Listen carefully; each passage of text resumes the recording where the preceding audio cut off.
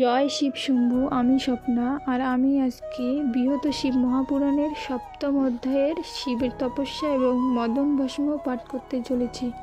তোমরা সকলে চলে এসো শিব পুরাণের মধুর বাণী শ্রবণ করতে। আজকের শ্লোক হলো ঈশ্বরহম যদিচ্ছয়ম পরাঙ্গ স্পর্শনম মুদ্রা তরহি কোহন্যতম ক্ষুদ্র কিম কিম নৈব করিষ্যতি। এই শ্লোকটির অনুবাদ অনেকটা বড়। এর আগের দিন আমি প্রথম, দ্বিতীয় এবং তৃতীয় পাঠ করেছি। আজকে চতুর্থ পাঠ থেকে পাঠ করব। তো চলো শুরু করা যাক। আমি কি আর কাহকেও না ভাবি চরম, শিবেরও ধৈর্যচ্যুতি করিতে সক্ষম। মদনের এইরূপ শুনিয়া বচন, অতিশয় আনন্দিত হইয়া তখন দেবরাজ কহিলেন, তুমিই মদন কহিয়াছ আমার এই মনের কথন। এতএব হে কন্দর্প, তোমার যে কারণ স্মরণ করেছি আমি করহ শ্রবণ। দুরাত্মা তারকাসুর ব্রহ্মার বরেতে মহাবল যুক্ত হইল অজয় জগতে। সর্বলোক সমুদয় দিতেছে সে কষ্ট, তার দ্বারা সর্বধর্ম হতেছে বিনষ্ট। ব্রহ্মার বরে দেবায়ুত হতেছে নিষ্ফল, এই হেতু বেথা তুর দেবতা সকল। মহেশের পুত্র হতে সেই দুরাত্মার মৃত্যু নির্ধারিত আছে, কহি আমি সার। সবাকার কার্যসিদ্ধি করিতে এক্ষণে তোমার আছে বড় প্রয়োজন। মহাদেব হিমালয় পর্বত শিখরে তপমগ্ন অবস্থায় নিরন্তরে। পার্বতী তথায় গিয়া পিতার আজ্ঞায় সখীসনে রতরণ হরের সেবায়। এতএব সেই গিরিসুতার উপর যাতে কামে মত্ত হয় দেব মহেশ্বর, সেই রূপ কার্য তুমি করো সম্পাদন, তবে সকলের হয় দুঃখের মোচন। আর তুমি যশন্ত হইবে নিশ্চয়, নাহি আছে কোনরূপ ইহাতে সংশয়। ইন্দ্রের এমন বাক্য করিয়া শ্রবণ, অতীব প্রফুল্ল চিত্রে কন্দর্প তখন। বসন্ত ও নিজ পত্নী রতির সহিত হিমালয় শিখরে হইল উপস্থিত। প্রথমে বসন্ত তার ধর্ম প্রকাশিল, তাহাতে সে বনতল প্রফুল্ল হইল। সেই বনে সহকার অশোক পলাশ বকুলাদি নানা পুষ্প হইল প্রকাশ। তাহাতে ভ্রমরগণ ঝঙ্কার করিয়া বিচারণ করে সদা হৃদয়ে মাতিয়া। বিক্ষেতে কোকিলগণ করে কুহু রব, সেই বনে পুষ্পটিত তিল ফুল সব। অতীব নির্মল হইল চন্দ্রের কিরণ, মৃদ্রুমন্দ্র সুখসেব্য বহিল পবন। সেই কালে তথা সচেতন অচেতন সভাকার কাম লাগি উদ্দীপিত মন।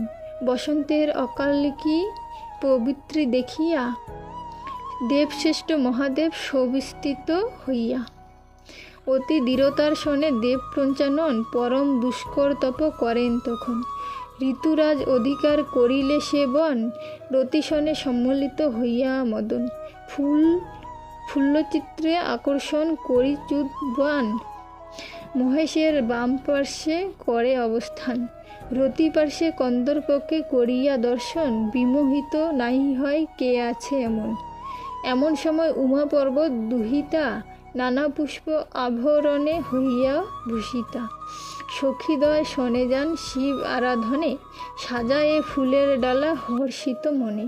পৃথিবীতে যত আছে উত্তম সৌন্দর্য, সব মিলি পার্বতীর বাড়ায় মাধুর্য। আর ঋতুকালীন কুসুম তদুপরি, তাহাতে পার্বতী হইল আরও সুন্দরী।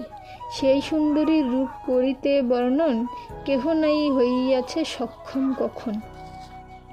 মনোরমা গিরিবালা পার্বতী যখন দেব মহেশের অগ্রে উপস্থিত হন, তখন তাহার কাম করিতে জাগ্রত রতিপতি ধনু লইয়া হইলেন উদ্যত। এমন সময় সেই পার্বতী সুন্দরী প্রীতমে দেখেন শ্বেতা দুই আখি ভরি। অনন্তর ভক্তিভরে করিয়া পূজন, জড় হস্তে তার অগ্রে দাঁড়ান তখন।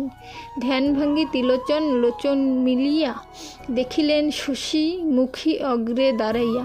পলক না ফেলি তবে দেব ত্রিনয়ন, উমাপতি একদৃষ্টে করে নিরীক্ষণ। পরে শিব দেবী রূপ করেন বর্ণন। একই মুখ কিংবা চন্দ্র করিনু দর্শন। এই কি নয়ন নাকি হইবে উৎপল, এই কি ভ্রুকুটি করে চিত্তকে চঞ্চল।